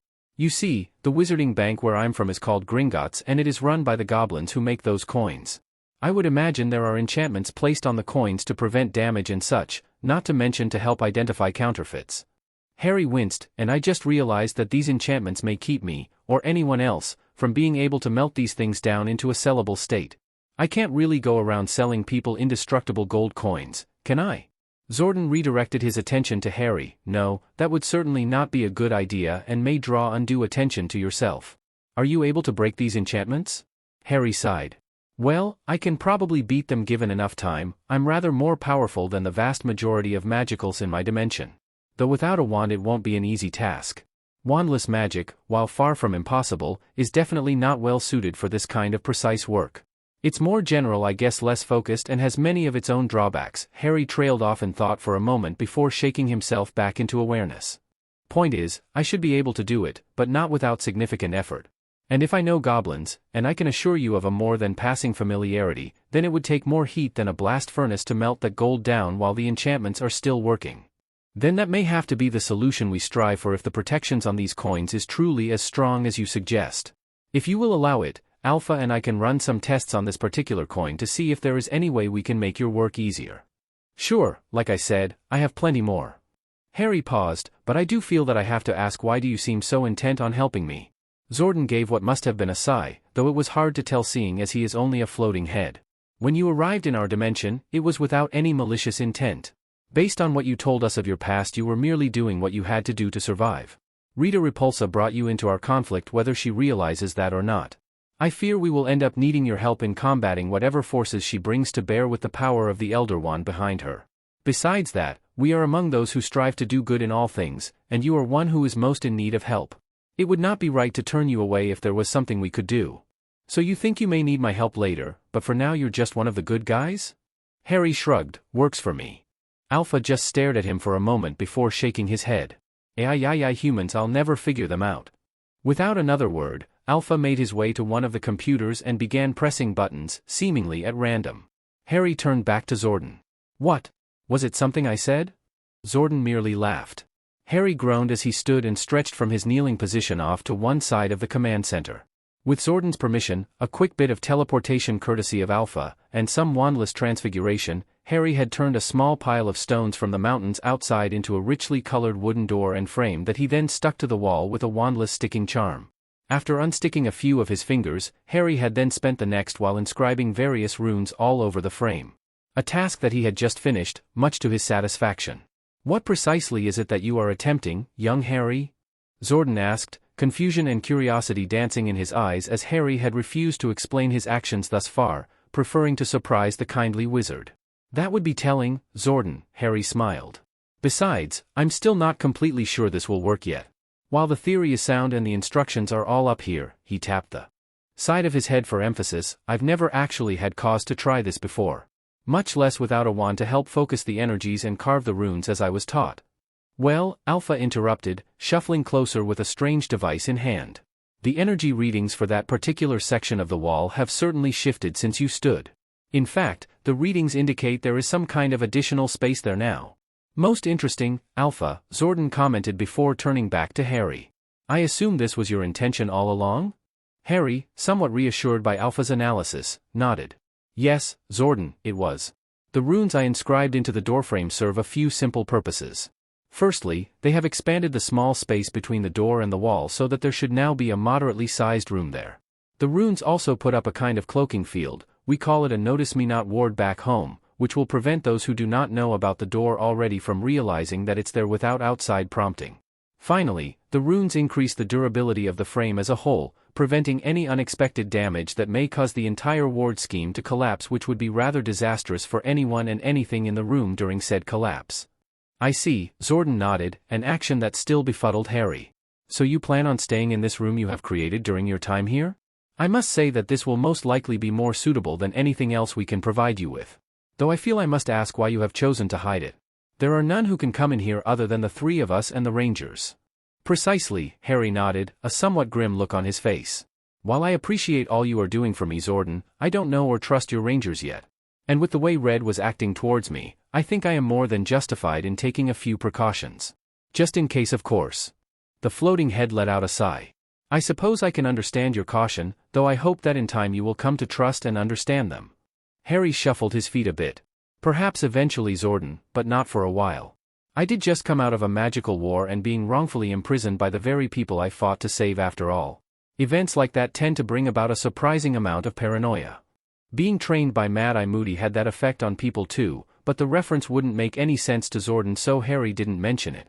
I thank you for your consideration, Harry. Zordon smiled before nodding toward Harry's door. So, should we look upon the fruits of your LBR? Alpha's analysis indicates that it worked, but I would still like to see it for myself. With a smile, Harry turned back to his project and placed one hand on the doorknob. Sure, let's see how I did then. Without further delay, Harry opened the door to reveal an area around 10 feet by 10 feet with walls, floor, and ceiling of the same black as the walls in the main part of the command center. Brilliant, Harry smiled again. Now all I'll have to do is transfigure a few more things, probably a bed and a table and perhaps a trunk or a dresser, and I'll be all set. Indeed, Zordon agreed. That is certainly impressive for 18 hours of work. It's like nothing I've ever seen done before. Truly your magic is a thing of wonder, Harry. Harry had stopped listening shortly after Zordon started speaking. Hang on a second, Harry turned back from what would become his room in the command center. Did you say 18 hours? I've been working on this for 18 hours. Harry's stomach chose that moment to let out a loud protest at its empty state, accompanied by a jolt of pain that brought the wizard's hands across his abdomen. Oh dear Merlin, I can't believe it just hit me how hungry I am. Zordon looked slightly taken aback. My apologies, Harry. I had not considered your need to eat and believed you were aware of the time that had passed. Harry shook his head, standing straight again once the initial pain had faded. It's not really your fault. I suppose I just got carried away in my work and lost track of time. What time is it anyway? And I suppose I should ask the date as well. It is currently slightly after noon on Saturday, August the 14th in the year 1993. Harry's eyes widened. Not only had he traveled to a different dimension, but apparently he had traveled back in time nearly 5 years. As Harry calmed himself, he realized that that didn't really matter though. With the way things were looking, magic as he knew it didn't exist in this dimension. So there was fairly little possibility that his time travel would mean much of anything substantial besides shock value. He supposed he must look fairly grown for someone who shouldn't be older than 13. Harry's musing was once again interrupted by his stomach. Well, I appreciate the information, Zordon, but I don't suppose I could trouble you or Alpha for a sandwich or something, could I? As it turned out, there was absolutely nothing edible in the command center. What with Alpha being a robot and Zordon being a trans-dimensional being caught in a time warp and therefore beyond the need for physical sustenance, and that was besides the fact that he wasn't physically in the command center to being with, there had never been a need to keep food around. Even after the current CRP of Power Rangers had been brought into service, the team hadn't spent any significant amount of time there, and so there hadn't been cause for a trip to the grocery. In the end, they had decided that the only two options available were to contact the Rangers and ask one of them to bring something or for Harry to get something himself. Since Harry didn't exactly know or trust the Rangers as of yet, not to mention the sheer level of awkwardness involved in the situation, off it was to Angel Grove, California. So it was that Harry found himself materializing in a flash of light in a somewhat secluded copse of trees in the middle of Angel Grove Park. The first thing Harry did was transfigure his outer robe into something slightly more muggle, in this case a dark-colored lightweight jacket to wear over his t-shirt, before stepping out of the trees, tucking the cloak of invisibility into a pocket as he did. Almost immediately Harry's eyes and ears were assaulted by the overbearing colors and sounds of the carnival that was set up in a large open area in the heart of the park. He couldn't help but smile at the sights and sounds of the rides and games accompanied by the smiles and laughter of the citizens of Angel Grove enjoying their weekend outing. Once more, Harry's stomach let him know of its unhappiness. All right, Harry murmured. Let's see about getting something to eat. Though I doubt carnival food is the healthiest thing around, it will certainly do for now. And it can't possibly be worse than the prison rations I was getting before my trip through the Veil, but how to go about it? With a moment of focus, Harry cast a wandless summoning charm specifically aiming to gather loose and lost change and money from around the park, only realizing his minor mistake when he was pelted with numerous small metal coins mere moments later. Once the barrage ended, Harry looked at the ground around him and picked up the few paper bills that were there, struggling to remember what little he had learned about American money in his lifetime, before setting off with just over $15 in cash and on a mission for food. A short while later, with a hot dog in his belly and sipping on a soda, Harry found himself wandering the carnival and enjoying the sights. From what he had been able to gather, the entire thing had been set up practically overnight and everything from admission to the rides and various performances from the numerous clowns was free. Everything, that is, except for the food. Somehow Harry felt that he had gotten cheated when he spent nearly all his money on a single hot dog and his drink. As he walked past a merry-go-round, his internal musings on the insanity of carnival food were interrupted by a female voice. Sylvia. Harry's head turned to his right in time to see a teenage girl with Asian features, medium-length dark hair, and dressed in a yellow shirt with a tan vest and shorts jog past while looking around frantically. Sylvia, where are you? Harry immediately felt the resurgence of what Hermione had always called his saving people thing and made his way over to the distressed girl. Excuse me, miss, he said, smiling slightly when she whipped her head around to face him, her eyes widening slightly when she caught sight of him. Is everything all right, miss? Whatever had caught the girl off guard was quickly overcome with a small shake of her head. I'm looking for my younger cousin. She wandered off with one of the clowns. I think his name was Pineapple, and I can't find either of them anywhere. Well, that's no good, Harry mused before finishing his drink and tossing the empty cup in a nearby trash can. What does she look like? Maybe I can help find her.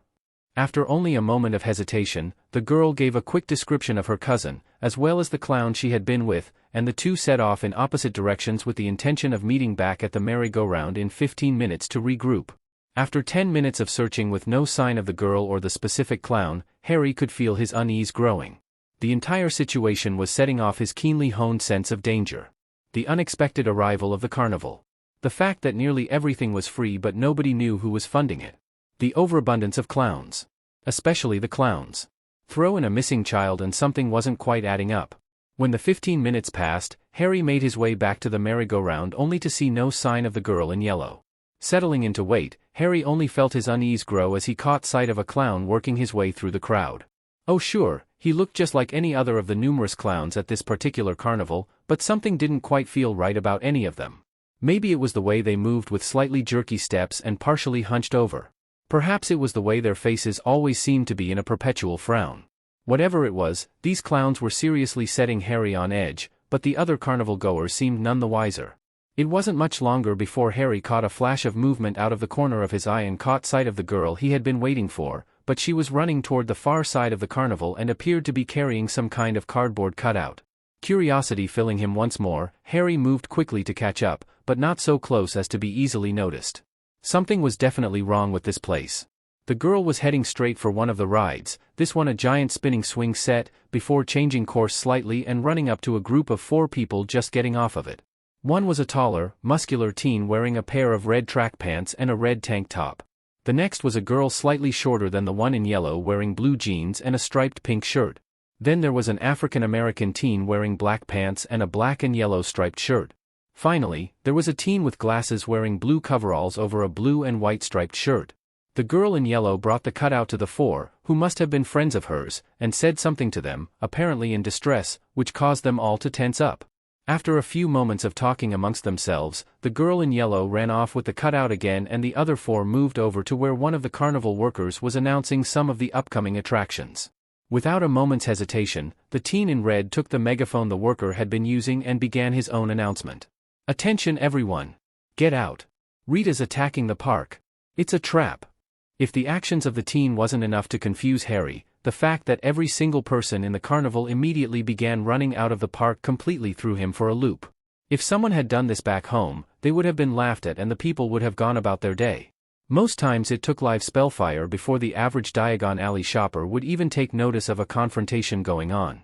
As Harry watched, crouching slightly behind a horse on yet another merry-go-round to help avoid being noticed, the teen gave the worker his megaphone back, at which point the man joined the crowd running out of the park, before he and his three friends started waving and encouraging the other carnival patrons as they fled. This was yet another strange occurrence that nobody seemed to object to. Why weren't these four leaving too? And then Harry heard the one in blue speak. Bipedally ambulate to the nearest convenient outlet. Oh good grief. Why hadn't he figured it out sooner? The fact that there were 5 of them. They each wore their signature colors, yellow, red, pink, black, and blue. They weren't joining the crowd in running from the danger they had just announced. When the one in blue spoke he used words big enough to cause Harry's brain to overload and have to reboot. Those 5 had to be the Power Rangers. But how? They looked to be younger than Harry himself. What was Zordon playing at, bringing kids into his war? He really couldn't say much on the topic truthfully since Dumbledore had done much the same thing to Harry and his friends, but it was definitely something that he would have to bring up with him once he returned to the command center. Before Harry realized it, the entire crowd, save for the 4 teens that Harry believed to be the Power Rangers, had left the park, making it more than obvious when the numerous clowns began to gather around them. Still too far away to hear what they were talking about, Harry could only watch as, in a flash of light, all but one of the clowns changed. Their once bright and colorful suits changed to a dark gray with a few black streaks across them, and their faces and hands became disfigured and heavily wrinkled with their entire facial structure set in a deep scowl. Though the effect was truly ruined by the fact that several of them still wore the brightly colored ruffs they had had on in their clown disguises. As Harry watched, the gray-skinned figures closed in around the 4 teens before Blue was led away by the one clown that stayed looking like a normal clown, if a bit more creepy than the others had been. As the 3 remaining teens fought against the approaching creatures, Harry moved off toward where Blue had disappeared after the one remaining clown. He had a feeling that that one was the source of all the weirdness going on. Now, if I were a creepy clown guy, where would I be? Harry mused to himself.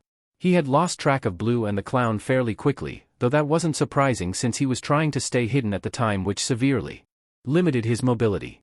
At this point, he was simply wandering around back toward the center of the carnival, hoping to catch sight of something. "Hey!" a voice shouted, and Harry turned quickly to find himself facing another clown, though not the one that Blue had been following. "What are you doing here?" "Hey there, mate." Harry responded, keeping himself prepared in case this clown ended up being like all the others in this cursed carnival. "I was just wondering where everyone went. I mean, I stepped into the loo for 1 minute and now the place is empty." The clown's eyes narrowed and he stepped toward Harry. "I think you need to get out of here, kid, before something bad ends up happening to you." Harry scowled slightly. "You know, mate, if I didn't know any better I'd say that was a threat." "You'd be right about that," the clown said before he was engulfed in a flash of light, revealing him to be yet another of the gray-skinned beings that all the rest of the clowns had been. This time, Harry was close enough to hear the constant, high-pitched mumbling noise it was making. "What in the name of Merlin's ghost are you?" Harry asked, backstepping a bit. The figure only crouched down and continued to advance, his arms held up threateningly. "Look, mate," Harry said, still backing up as he brought his magic to the surface, prepared to cast if needed. "I don't want to have to hurt you, but I will if I must. Believe me, you don't want any of what I can do, so why don't you just go rejoin the rest of your buddies fighting those teens on the other side of the park, eh?" This was apparently the wrong thing to say as the creature perked his head up before his permascowl seemed to deepen and he lunged forward, grabbing Harry by the shoulders before he could react and hurling him through the air to crash into a trash barrel more than 15 feet away. "Oh, you like jokes then, is that it?" Harry growled as he climbed back to his feet. "I suppose that makes sense, seeing as you were dressed as a clown and all. Well, why don't you try this on for size?" "Tarantaligra." Harry pointed at the creature, allowing the bolt of off-white magical energy to emerge from his fingertip and wash over his target, immediately showing its effect as the being's legs began jerking around uncontrollably, causing it to fall over almost instantly. Well, Harry said as he clenched his hand to fight off his own rapidly flexing muscles, it's good to see you guys are still vulnerable to my magic. That's something at least. Just as Harry was about to leave the incapacitated former clown, he heard another shout from behind him. Hey, are you alright? Turning, Harry caught sight of Blue jogging up to him, unable to keep his eyes away from the form jerking on the ground beyond Harry. What happened to that putty? Putty? Harry asked, confused. You mean a gray-skinned clown guy? They're called putties. Of course, the boy answered, adjusting his glasses as he continued watching the writhing putty. They're basically the frontline troops for Rita Repulsa, the evil sorceress who has been attacking Angel Grove for a while now. I guess you're new to town then? Oh, Harry thought, so that's the game he wants to play. Out loud, Harry answered, something like that. I've certainly never seen anything like these guys before, that's for sure. Blue looked slightly uncertain for a moment, glancing rapidly between the incapacitated putty and Harry. So do you know what caused the putty's current condition? Harry raised one eyebrow before crossing his arms. Do you want to explain why you and your friends didn't run with the rest of the crowd after you told everyone that this place was a trap? Or would you rather keep on pretending that neither of us knows who the other is? Blue seemed to slump slightly. I should have known that you would have figured it out eventually. Though I hadn't believed that you would have ascertained our identities as quickly as you did. Harry blinked for a moment, mentally working through the statement before responding. Yeah, it wasn't too hard to figure out when all the oddities were put together, though if I hadn't already met you guys in costume I might not have guessed so easily. It was actually your unique speech patterns that really tipped me off. You have a very developed vocabulary and it's rather memorable. The teen in blue just blushed awkwardly before holding out his hand. I suppose reintroductions are in order. My name is Billy Cranston, secretly the Blue Mighty Morphin Power Ranger. Harry chuckled before taking Billy's hand and giving it a firm shake. And I am Harry James Potter, wizard from another dimension. And yes, I did use my magic on the putty over there. Honestly, I was just glad it worked. I was more than a little afraid that my spells would be less than effective on them seeing as they are affiliated with another magic user. Billy nodded, stroking his chin as he appeared deep in thought before he jumped. Oh no! I have to get back to the others. I have to tell them about the clown I was following. It has some kind of powder that turns people into cardboard cutouts. I have to warn them. And without another word, Billy took off running back toward where the other three had been left to fight off the putties. With a sigh at Billy's impulsiveness, Harry took off after him, once more trying to stay unnoticed, but with a feeling deep in his gut that he was going to have to get involved in a rather large way fairly soon. It didn't take long for Billy to find the rest of the Rangers who had dealt with their share of the putties by this time. It took even less time for the four to track down the clown with the magical cardboard dust, finding him outside the carnival area and in the main part of the park. You're going down, clown. Red announced as the four ran up on the clown. No more clowning around, he said as he sank to the ground with a psychotic laugh before melting into a puddle of goo that quickly reformed into some kind of strange plant-looking monster. It had two black and red tentacle-like arms, stood on a large mass of tangled-looking vines, and had no readily apparent face. Instead, there were several yellow tentacles sprouting out of a large red flower that was perched atop its rounded leafy green body. Harry was once more struck by the oddness of the situation and a passing thought left him wondering if he would ever have a normal day again as the plant creature continued to laugh in a deeper voice than before. Man, Black said, pointing toward the monster. That's one big pineapple. Harry slowly shook his head in exasperation. In what way exactly did that thing resemble a pineapple? It's morphin' time, guys. Red announced before, as all four reached behind their backs and pulled out the same octagonal devices Harry had seen on their belts in the command center. Mastodon. Pterodactyl. Triceratops. Tyrannosaurus.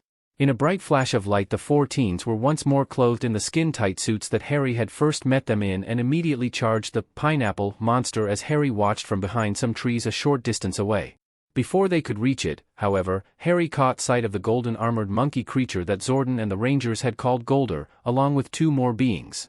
One was tall and very skinny and looked like some kind of part monkey creature with dark blue fur all over its body, while the other was just the opposite, being rather short and round, with light blue skin and a heavily protruding lower jaw. Much to Harry's confusion, these two settled down on a bench and seemed to be eagerly anticipating the upcoming battle if their cheers were anything to go by. As Harry looked on, the four Rangers were intercepted by a horde of putties which they laid into with ease. Red was delivering strong, solid blows that often sent the putties flying with a metallic clang that seemed to ring out each time one of them was hit. Billy was struggling slightly more with them, but it seemed to be more about form than anything else. He appeared to be using a fighting style similar to Red's, just less refined. Pink was fighting off her share of the putties with a style that mostly consisted of flips and quick strikes and throws, while Black was almost dancing around his opponents, often jumping and twisting into blows that sent the gray-skinned beings to the ground. While this melee was going on, Golder suddenly perked up. It seems as if the Rangers have brought along a little friend. Before Harry could react, Golder jumped through the air and landed next to the tree that Harry had crouched behind. Looking up slowly, Harry couldn't help but swallow at the sight of the large simian glaring down at him. "How's it going there, mate? Golder, right? Haven't seen you in a bit. How's the old lady?" "Maggling," Golder roared before swinging his sword at Harry, a swipe that he barely ducked under, leaving the nearby tree to take the blow which cleaved it in two. "Now that wasn't very nice," Harry said as he backpedaled, once more calling up his magic. "You could have hurt me, you know. You have no business here, Maggling, but as long as you're here I may as well finish what I started when we last met." Golder brandished his sword as he stomped toward the rapidly retreating Harry. Just as Harry was about to start casting, Golder was struck by a blast of energy, causing sparks to fly off of him and send him falling to the side. Harry glanced over in the direction the blast came from and saw Billy running toward him with his blaster in hand. "Are you all right, Harry?" "Yeah," Harry said, pausing to catch his breath as the other Rangers joined them, having driven the putties off. "I get the distinct impression that Golder doesn't like me though." "That's because I hate unfinished business," Golder roared as he climbed back to his feet. The four Rangers immediately formed up between Harry and Golder. "If you want him you'll have to get through us, Golder," Red shouted, drawing his own blaster and converting it to a short blade-like weapon, an action the other three quickly copied before they all charged toward the golden monkey. Red charged in first, swinging his blade at Golder to no avail as the surprisingly agile simian spun to the side and struck out with his own weapon, catching the Ranger across his chest, leaving a scorch mark on his suit and sending off a shower of sparks. Black followed him in, only to have his own weapon parried and get knocked to the ground in another burst of sparks for his effort. Billy and Pink had no better luck, the two Rangers getting taken down easily in a quick pair of strikes from Golder and still leaving the monster with enough time to spin around and knock Red away again with one final slide, sending him rolling across the ground where the other three helped him up. Harry quickly ran over to the Rangers as Golder prepared to step in to finish them, only to be cut off as the pineapple monster shuffled over with the two spectator creatures that had arrived with Golder. "Wait," it shouted. "Don't finish them yet, these pathetic power pups are mine." The monster began laughing again as the vines on its head started twitching and a wind picked up from behind it, blowing the pollen the vines were emitting toward Harry and the Rangers. "Now to make cardboard out of the lot of you," the monster taunted with a laugh. "Don't worry, it won't hurt a bit, but it might hurt a lot." Harry could feel the magic in the pollen and could only watch as the Rangers began coughing and stumbling as if disoriented. Harry, however, had absolutely no reaction to it at all. Before he could ponder this at length, the pollen shower stopped and Harry noticed that Golder and the other two were sneezing from the pollen as well. "Go away, fools," the plant ordered. "Their suits are protecting them from my magic and I can't increase the power without catching you in the spell as well. Be gone so I may do my duty for Empress Rita." Without another word, Golder and the other two disappeared, presumably back to Rita's side, and the pineapple monster once more shifted its attention toward the Rangers. "Now you shall feel the full force of my power. My Empress gifted me with stronger magic than ever before. There is nothing you can do to stop me, the mighty Pinoctopus." "Harry," Billy called as he and the other Rangers recovered and brandished their weapons once more. "You shouldn't be here, you could get hurt." "Bill, a blue, what are," Black started before Harry cut him off. "Look, no time for this now, but I know who you guys are. Having seen you in costume before and seeing your reaction or lack thereof to the threat in the carnival made it rather easy to figure out. I already talked to Billy, but for now we have something to take care of. This guy's attack may not have turned you to cardboard like I assume he did to Yellow's cousin, but it still affected you. I on the other hand felt nothing at all. I think my own magic is counteracting his, but from the way it sounds Rita has already found a way to enhance her monsters with the Elder Wand. Like it or not, you guys need my help. If you're done wasting my time," the Pinoctopus flung his arms forward, sending two vines flying toward Harry and the Rangers. Again, before Harry could cast anything, Pink jumped in front of him, blocking his line of sight and leading to her taking the blow that he could have easily shielded. "Bloody hell!" Harry shouted as Pink was flung back into him, sending the two of them to the ground in a heap as the other three charged toward the monster that was now once more releasing clouds of its pollen. "Look, Harry," Pink said with a short scoff as she slowly climbed off him and to her feet. "I know you want to help, but changing your clothes around isn't going to help us beat this guy. Without giving Harry time to respond, she turned and charged toward the battle, attempting to aid her teammates against the Pinoctopus, though with the pollen weakening them by the second, none of them were making much headway. "Oh, for the love of Merlin," Harry mumbled as he stood again, dusting off the back of his pants as he did so. "It's not like that's the only thing I can do, but of course they don't know that. I guess I'll just have to give a demonstration. This is gonna freaking hurt." However, just as Harry was about to launch his own magical assault on the Pinoctopus, the monster had apparently decided it was done playing around with the Rangers. With a ferocious roar that still trailed off into demented laughter, the monster knocked them all back before wrapping them in his vines and bundling them all together between Harry and himself. And now, puny Rangers, feel the power of the mighty Pinoctopus. There was a flash of light and a surge of magical energy traveling down the monster's entangling vines and into and around the Rangers, followed by a shockwave that knocked Harry to the ground again. Shaking his head in an attempt to clear it, he sat up and was almost immediately knocked to the ground once more, though this time it was more from shock as he was struck with 4 flying cardboard cutouts that had once been the black, pink, blue, and red Power Rangers. Shifting the 4 off of him, Harry stood once more, looking on with shock as the Pinoctopus monster laughed and reveled in his apparent victory over the Power Rangers. "I've won," it cheered, still laughing the entire time. "With 4 of the Rangers down, there is no chance of the 5th stopping me. Once she's taken care of, Empress Rita will rule the earth." Harry, however, had had enough. His temper was building, both through being disregarded by the freak of nature before him and in righteous fury derived from his saving people thing working on overdrive. Here was a being that thought he could take over the world? Not while Harry James Potter was around. "You've not won just yet, you bloody fruitcake," Harry taunted as he stepped closer, putting himself between the monster and the Ranger cutouts. The Pinoctopus froze, its laughter stopping before it turned toward Harry for a moment, apparently staring, and then its laughter returned, redoubled beyond its previous levels. "You think you can stop me? What can a puny human like you do against one of Rita's finest?"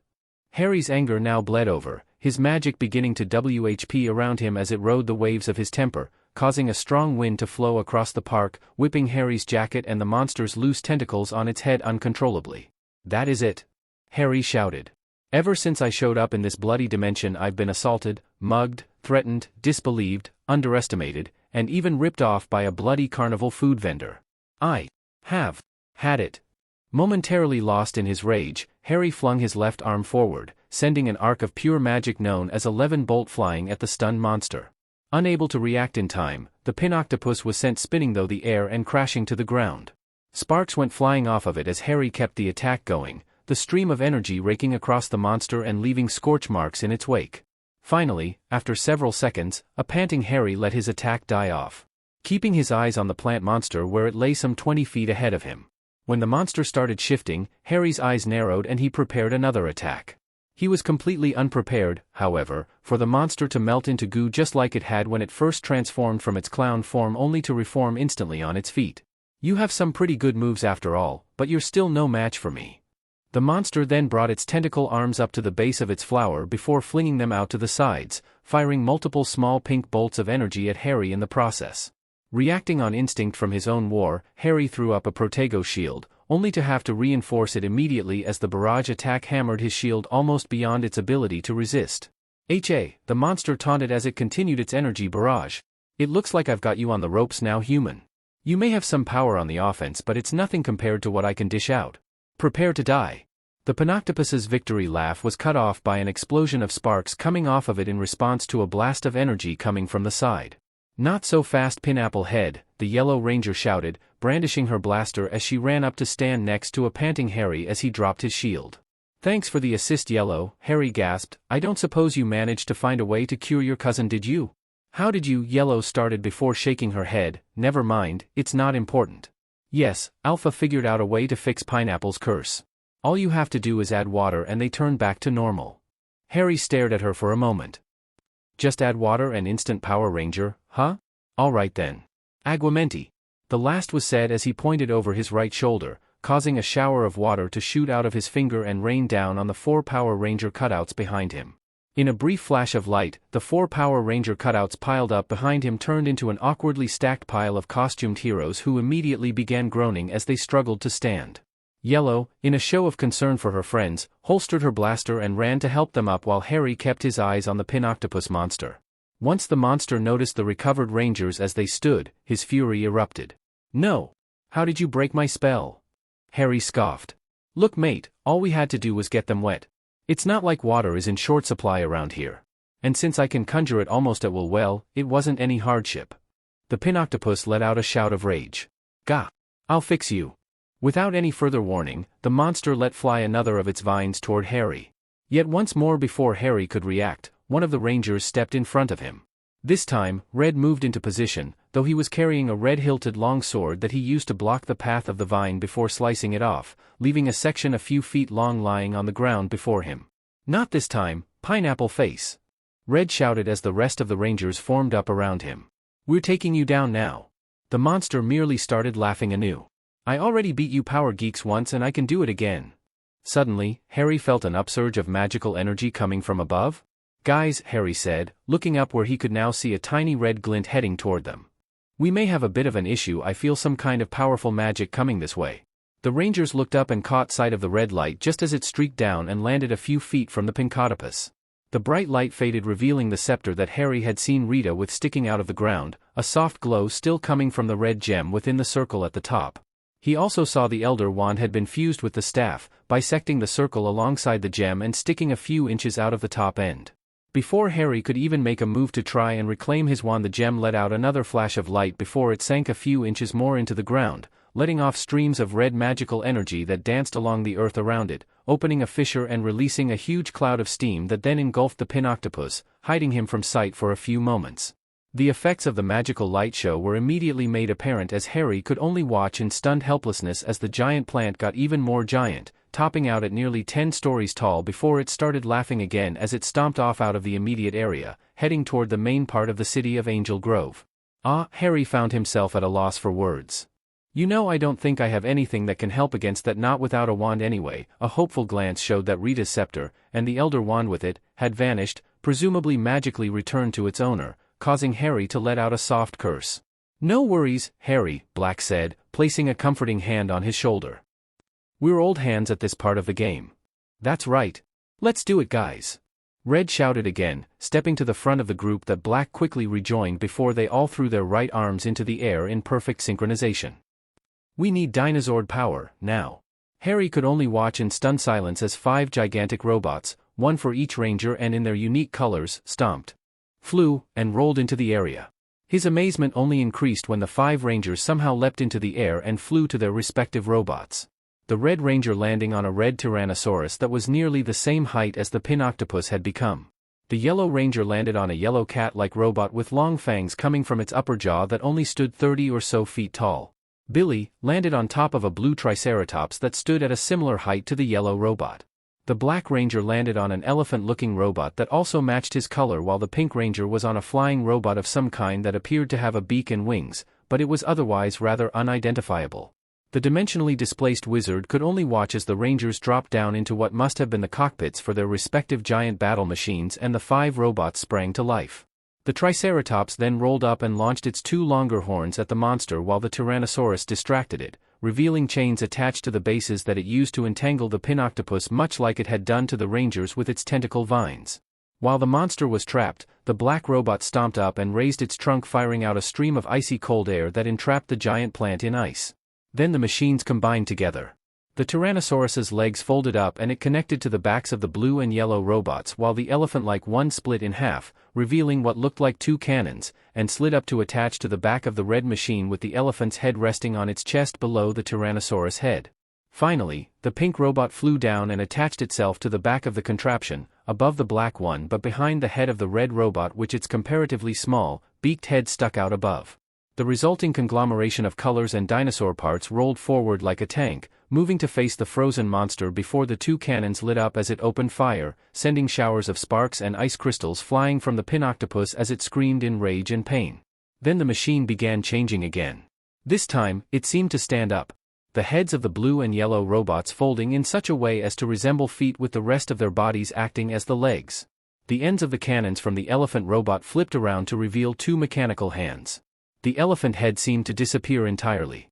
The pink bird thing took flight again, only to spin around, the beaked head and wings tucking into its body, and attach itself to the chest of the now more humanoid machine, covering up the head of the Tyrannosaurus that had folded down to the chest as well, revealing a much more humanoid head to go with the rest of the body that then gained a pair of horns as they folded around from the back to match the one already on the top. Its eyes flashed brightly as it finally stood completely irked and took a fighting stance, facing the slowly recovering Pinoctopus. The monster was struggling to free itself from the remaining ice during this entire time, even though the transformation itself only took 10 to 15 seconds in all, but was still mostly immobile when the mechanized warrior made its move. With another flash of its eyes and seemingly pointless gesticulation of its arms as it brought them down to its sides, electricity built up on the two horns on the sides of its head before arcing up to the center horn. From there, a powerful burst of energy shot out, arcing across the ground and toward the entrapped monster. When it hit, the monster screamed once more in agony before it slowly disintegrated into a shower of yellow motes of light, leaving the Power Rangers machine the sole gigantic entity standing. Harry stood there for a moment more in stunned silence. Well, at least the Rangers had been right about having the giant monster part of things under control. Without a wand or some other kind of focus, there was really nothing he could have done about something that size without hurting himself more than the monster. And chances were it would be a while before he could get his hands on the Elder Wand again. He slowly found his eyes drawn to the discarded section of the Pinoctopus's tentacle that Red had severed before everything got huge. The monster had said that Rita gifted it with more magic than ever before. That implied that the Elder Wand had been used to increase the monster's strength and such. That being the case, then the excess magic would be more attuned to Harry's own brand of energies, and some of that magic might linger in any severed parts, which was also the case in components used in crafting wands. Harry had been taught quite a bit by Mad-Eye Moody during the last few months of the war. The man's view of always maintaining constant vigilance and regularly shouting that same phrase had led him to teach Harry many esoteric things that he felt may one day come in handy. The runes for his hidden room in the command center were one of those lessons. The skills to craft a rudimentary magical focus in an emergency was another. With these thoughts in mind, Harry stumbled over to the severed vine and knelt down to pick it up, only to immediately collapse onto his face as his legs finally gave out on him through a combination of shock, adrenaline wearing off, and his body's protests over the burns on his left hand that his emotion-fueled casting of 11 bolt had caused. Gathering himself and fighting to stay awake, Harry managed to gather the short section of vine and coil it up in one of his jacket pockets before he lost himself to oblivion. The sight of the Rangers running up to him just as his eyes fell shut was his last before losing consciousness. Harry woke all at once, not knowing where he was for a moment before he recognized the somewhat familiar black walls and ceiling accompanied by the beeps of the various consoles around the command center. After a moment more, he found himself once more lying on the fancy cot he had been on when he first woke the day before. A stiffness in his left hand proved to be the result of bandages wrapped around it to help protect the burns left there by his wandless magic attack. Harry slowly pulled himself up, swinging his feet off the cot to find himself facing the backs of the Power Rangers, still in costume. Their attention was apparently focused on something out of his line of sight, and whatever it was had shocked them into silence if their stances were anything to go by. Harry glanced over to Zordon, who merely nodded toward the Rangers, or more specifically whatever had their attention, saying nothing. Alpha just continued with whatever work he was doing on the computer consoles. With a shrug, Harry heaved himself up and off the cot before half stumbling off to one side so he could get a look at whatever the Rangers were watching. He found them staring at the glowing white orb he had noticed when he first woke up the day before. However, the orb was no longer solid white. From within the depths of the orb, a series of images were playing, particularly images of Harry himself and his dealings with the putty clown and his short fight with the Pinoctopus before Yellow had arrived. It showed the same set of images from multiple directions before finally fading back to the solid white Harry had first seen, leaving the Rangers to continue to stare unmoving as they processed what they had been watching. After a minute or so of silence, one of them spoke. I can't believe it," Pink said, all clear in her voice. "Neither can I," Harry responded, making them all jump as they finally realized he was not only awake but standing right near them. Ignoring the Rangers for the moment, he turned to face Zordon. "Were you recording the entire fight? And how did you get some of those camera angles? I certainly didn't see anyone there." Zordon chuckled for a moment before he smiled at Harry. "The orb you see there is called the viewing globe. It is yet another device that is used to access the time warp that I am trapped within. Through this device and by manipulating the forces of my time warp prison, I can allow those of you in the command center to view any location or event that is taking place at the present time or in the recent past. I can even allow limited glimpses of the future if I am willing to expend a large amount of my strength to do so. I used the viewing globe to show the Rangers your short fight against the putty in the carnival and against the Pinoctopus while they were trapped by the monster's spell." Pink stepped forward hesitantly. Harry? I just wanted to apologize for being rude earlier. I had no idea that you were capable of that.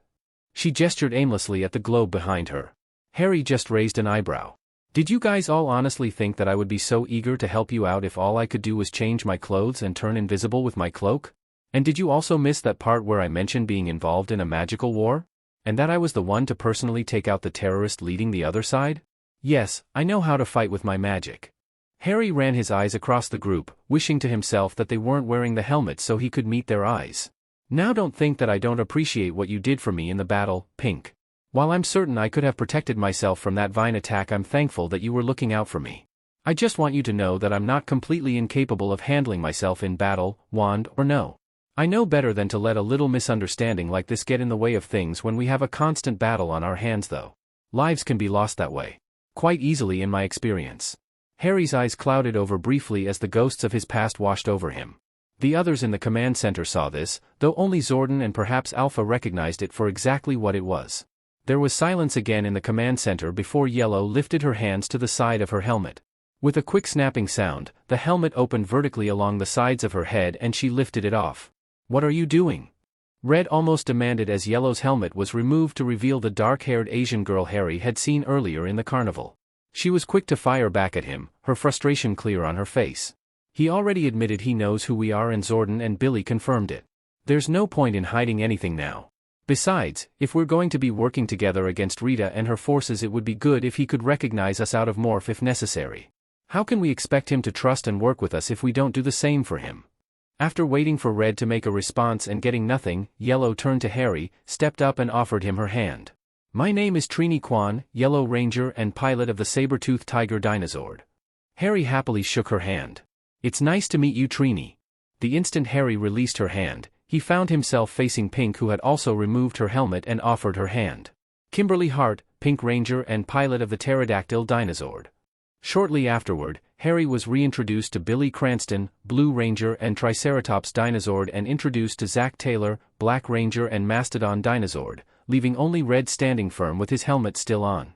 It was a surprisingly tense situation, Red standing defiantly before Harry while the other Rangers, sans helmets, stood with the wizard. Finally, after a few more moments, Red slowly removed his own helmet, revealing the short hair and round face Harry had seen earlier that day with the others.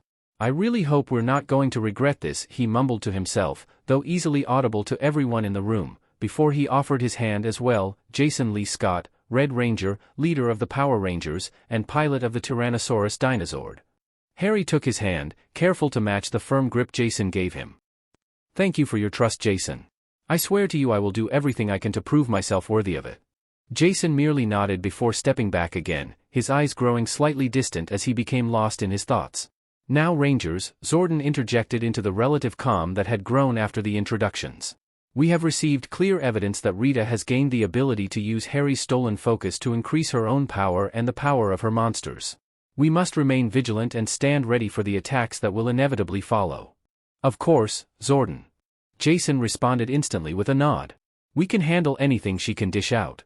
I just have one question now, Zach said after another moment. Turning to Harry, he continued, what happened to your hand? It was pretty well cooked when we got you back here, but I didn't see you get hit with anything while we were watching the fight. Harry gave a half smile. Whenever Rita and Golder stole the Elder Wand from me, she made a comment that I was of no consequence without my focus. While this is not expressly true, as you all now know, it cannot be said to be completely false either. Harry paused and closed his eyes for a moment, trying to think of the best way to explain things. All right, he finally began, I'm just going to have to give you guys a bit of background information here to explain the handicap I'm working under. Back at my school, Hogwarts School of Witchcraft and Wizardry, there were 6 core classes that pretty much represented the primary areas of magical study. Of those 6, 3 of them are pretty much irrelevant in my current situation. These 3 are astronomy, the study of the stars and how they can affect things in the magical world, herbology, the study of magical plants and fungi that probably don't even exist in this dimension, and potions, the use of these magical plants and fungi as well as parts of certain magical animals and the like to create mixtures that cause different effects on the one who drinks them. The 3 that are still relevant would be transfiguration, the art of changing one thing to another and conjuring objects out of nothing, charms, a very wide branch of magic that represents most day-to-day spells that wizards use, and defense against the dark arts, a kind of magical self-defense class that covered different hexes, jinxes, curses, and their counters so that we could protect ourselves if necessary. Taking a deep breath, Harry sat himself down on the cot, facing the Rangers now with Zordon and Alpha behind him listening intently. The issue here is that I don't have a wand. I am capable of using wandless magic, as you have seen, but there are side effects to doing so. For example, most offensive spells, hexes, curses, jinxes and the like, tend to hurt me as well. The Levin bolt I used earlier is what caused the damage to my hand. Offensive spells are capable of damage immediately upon leaving the focus, and when the focus is part of the wizard, he held up his bandaged hand. Well, you get the idea. Jason was the first one to speak. So you can fight, but it hurts you pretty badly to do so? Harry immediately shook his head. Not necessarily, no. Purely offensive spells can undo damage the caster to various degrees when cast wandlessly. It really depends on the spell in all honesty, as some will do more damage to the caster than others. Charms on the other hand are decidedly less dangerous in most cases and tend to just mirror the effect of the spell on the caster for a short time. For example, if I were to cast a charm to stick your feet to the floor, you would be rather hard-pressed to do much to me, and all I would have to deal with is my fingers being stuck together until I cancel the charm on myself or it wears off on its own as my internal magic fights against the spell. Charms tend to be less directly useful for combat though. As I said, they're mostly for day-to-day stuff. Not to say that they can't be dangerous if used correctly. If I were to levitate a pointed stone 100 feet up and drop it on a monster's head, it would take just as much damage as if I had hit it with a piercing hex on the same spot. You see? The Rangers nodded as one, Billy looking to be immensely interested while the others seemed somewhat taken aback by the mental image. Transfiguration by comparison is actually the safest art to use wandlessly, and especially so for me. I don't like to brag, but I have one of the strongest wills out of any wizard in my world. That level of willpower makes me uniquely adept at transfiguration spells, since I am, at the simplest level of comprehension, enforcing my will and magic upon whatever I'm trying to change.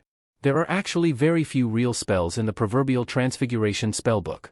The ones that do exist are largely geared towards certain types of transformation: animate to animate, animate to inanimate, conjuration, etc. It's all about using the proper spell and enforcing your own willpower and intent to get the required result. The only real limitation that exists on wandless transfiguration is that it requires a bit more focus and willpower, which as I said I have in spades, and the range that I can affect things at is more limited than with a wand. Say 60 feet or so as opposed to a few hundred if I had a wand. Jason didn't seem completely convinced. I still don't see how that can help in battle though. I don't see how you would be able to help at all without critically injuring yourself, and we just can't ask you to do that. Harry smiled, allowing his inner marauder to shine through for a moment. Alright then Jason, let's go back to my example of sticking your feet to the floor. If we were fighting and I was to do so, what would be your first reaction? Jason paused only for a moment before responding. I'd pull out my blade blaster. Harry nodded, noticing that Jason had automatically assumed he'd be in uniform at the time. And when your blade blaster suddenly became a rather disgruntled-looking chicken, what would you do then? The look on Jason's face was enough to send everyone, even Zordon, into fits of uncontrollable laughter. So alright folks, that's all for today. Stay tuned for part 2. Do subscribe, like and share for more such videos.